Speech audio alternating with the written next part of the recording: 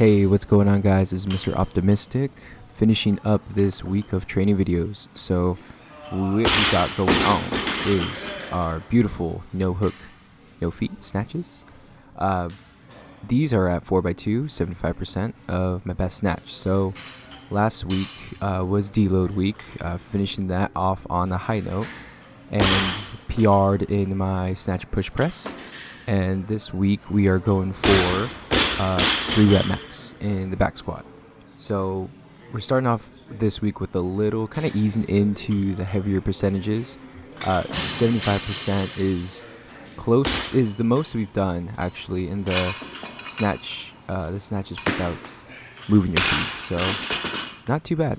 It was 4x2, like I said before, and I upped the weight by a couple of kilos. Was feeling good, feeling more snappier.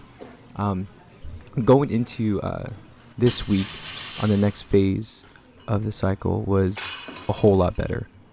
Felt a whole lot more confident, stronger, obviously, because deload week gets you nice and rested. So just keeping the consistency in terms of keeping the bar close, driving, fully extended, and making sure that wrist turnover is nice and easy, just like that. So you notice how I'm kind of compensating a little bit by sticking my head forward, and that was a little squirrely. But mainly, when you stick at the bottom, you want to keep that head in line with your body. You don't want to, what my coach calls it is turtling your head out, right? Sticking it out more than it should be.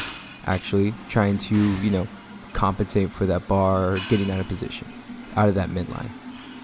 So obviously, if you're trying to save the lift, you're gonna kind of safely do whatever it takes to make the lift, but you just don't want to develop those bad habits, because again, this movement is just practicing on getting that full extension, keeping the bar close, catching midline, stand, down. Pretty straightforward, but obviously with a lot of complexities built into it. For these ones, we have clean and jerks with a pause, and then with normal rep. So these are one of my favorites in terms of getting that consistency in the vertical leg drive. So when you pause at the bottom, right, extend, catch, should be pretty straightforward.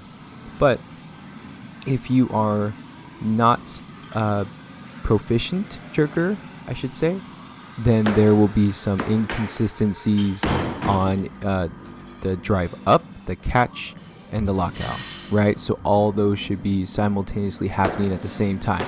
You see how that one was soft. The elbows were soft, right?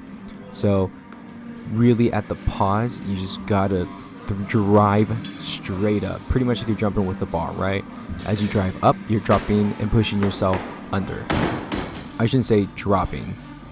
Think more of actively pushing yourself under the bar to catch, lock it out. That's a little better, but think of it like a trap door, right? That was one of my better jerk cues. That was my friend saying hi. I was like, hey, what's up? So one of my favorite jerk cues were envision a trap door underneath your feet, right? So envision that. Think of someone, pressing the button and the door opening, and you have to move your feet super quick, like clack, like spread them apart, make sure you don't fall through, and then at the same time you're locking your elbows out, as you see there, right? Ooh, that one was a little soft actually, but to my point, right? You want to make sure everything locks out, stick the jerk, and you're good, right? So those cues and these drills should set you up for a better jerk overall, because everything we're building up for, all of the variables should go away in practice, just like any other sport, right? I had to move my camera here because it was just at the wrong angle. Still learning all these nice angles here, but this one we're warming up to a 3-rep max. So for this one, I did take a 40 kilo jump, more so because the body was already warm, and that's something that you have to, personally develop, whatever you feel that you're comfortable in terms of jumps, because for me at least, I know my body well enough that I'm like, hey, I can do a 30 kilo jump, 20 kilo jump. For me, less reps the better. As you can see right here, this is a PR, and felt really good. The last rep you'll see right here was the determining rep for my next one. I was just like, oh, barely got it. Pretty pumped, really pumped, because the back squat has always been something that was a good opportunity for me to get better at. So you know, obviously if the legs are strong, then I can muscle out heavy clean in a competition, right? So again, this right here is a 2 rep max. But in terms of attempts, I'll finish up with talking about attempts, right? So when you want to take max attempts, for me at least, some people like to take a whole lot of reps, but for me, the most efficient way I found success was taking less reps as possible, right? If we're going to talk about percentages, right?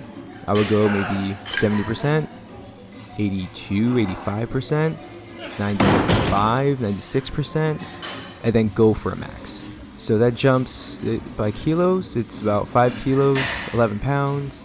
You know, I take 20, maybe 40-pound jumps, and then when I get closer to my max, I take 10, right?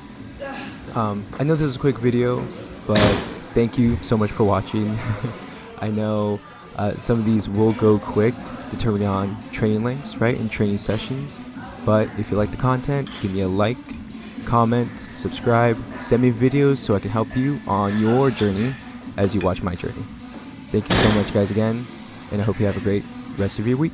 See ya.